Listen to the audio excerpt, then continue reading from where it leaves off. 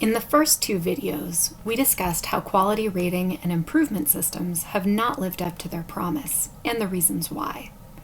In this video, we introduce 3 big ideas for knocking down what's not working and rebuilding better systems. Number 1, shifting from a universal prescription for quality to individualized supports. Number 2, moving from high-stakes ratings to continuous quality improvement. And number 3, doing away with a one-size-fits-all definition of quality and instead helping families find the best fit for their needs and preferences. The first big idea focuses on the destination rather than the route to quality.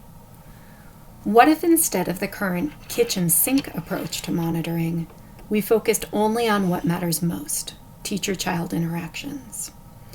Rather than a high-stakes end goal, classroom observations become the starting point for understanding the supports each teacher needs to be successful. One teacher might need some adjustments to their learning environment, while another may benefit from specific professional development and an evidence-based curriculum. The content, type, and intensity of supports will vary for each classroom and teacher.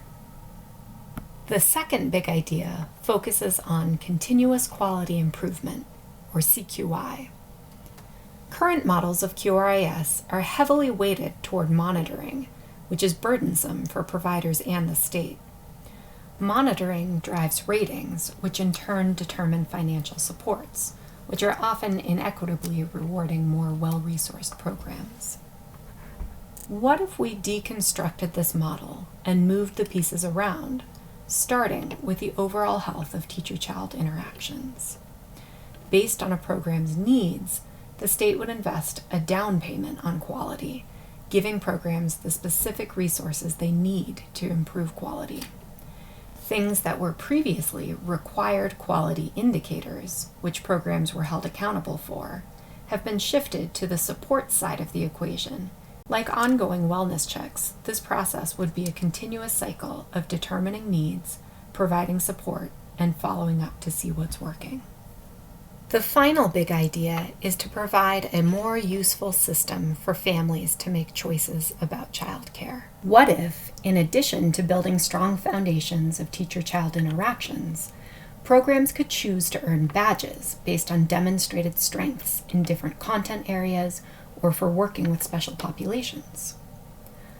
Honoring a diverse array of program strengths and family preferences moves away from a one-size-fits-all definition of quality and avoids collapsing multiple dimensions into a single quality measure. What if, instead of asking families to choose between different levels of quality, which is not really a choice at all, we asked what qualities of a program are most important to you?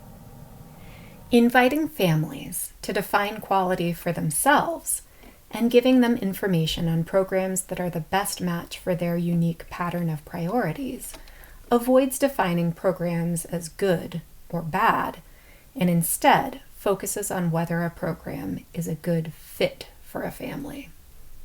Building a better QRIS doesn't mean starting from scratch, but it does mean knocking down ways of thinking we've become attached to and carefully considering where each piece belongs as we rebuild. It means allowing for multiple paths to quality, shifting from incentives to investments, through an ongoing cycle of continuous quality improvement, centering teacher-child interactions, and truly honoring family choice. What might be possible if we boldly knocked it all down and built a new, more equitable system on stronger foundations?